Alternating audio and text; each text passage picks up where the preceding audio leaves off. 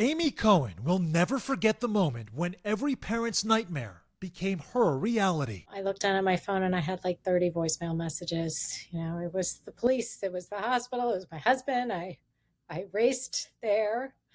Her 12-year-old son, Sammy, hit by a multi-ton SUV on his way to soccer practice. The child's body cannot withstand being crushed by a van. And he held on for 5 hours but did not make it. Sammy, one of nearly 4,800 pedestrians killed by cars in 2013, a number that's only risen, projected to pass 8,000 deaths in 2022. That's the highest in 4 decades, an 88% spike since 2010. So what's behind the surge? Some experts blame the rapidly increasing size of the vehicles on our roads.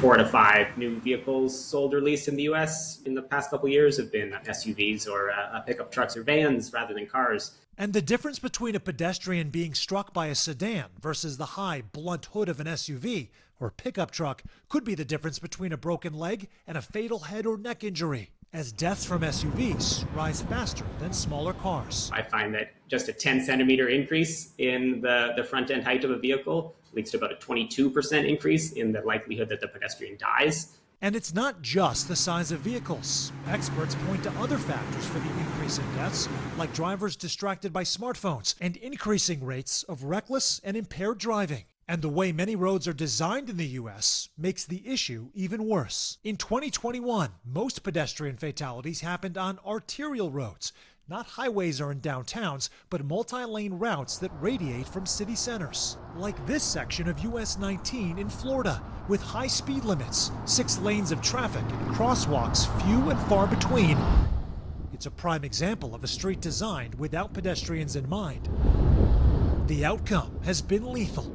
Between 2017 and 2022, nearly 50 pedestrians lost their lives here, one of the most dangerous stretches of road in the country. And there are dozens of deadly hotspots just like US 19 all across the U.S. Roadway safety is an issue that resonates in all parts of the country. Polly Trottenberg helped New York City bring down traffic deaths with its Vision Zero program, launched in 2014. Now, as Deputy Secretary of Transportation under Pete Buttigieg, she's working to expand it nationwide, attacking the problem from multiple angles. We're focusing on vehicle design, roadway design, speed reduction, driver behaviors, and how we can better take care of people once they've been in a crash. The most recent numbers have been encouraging, as early estimates show that pedestrian deaths fell 4% in the first half of 2023. But for Amy Cohen, the country still has a lot of catching up to do. We are nearly 5 times as dangerous as 28 other nations of our peers. And it doesn't have to be this way. It does not have to be a deadly act to walk, to bike, to drive, to get around.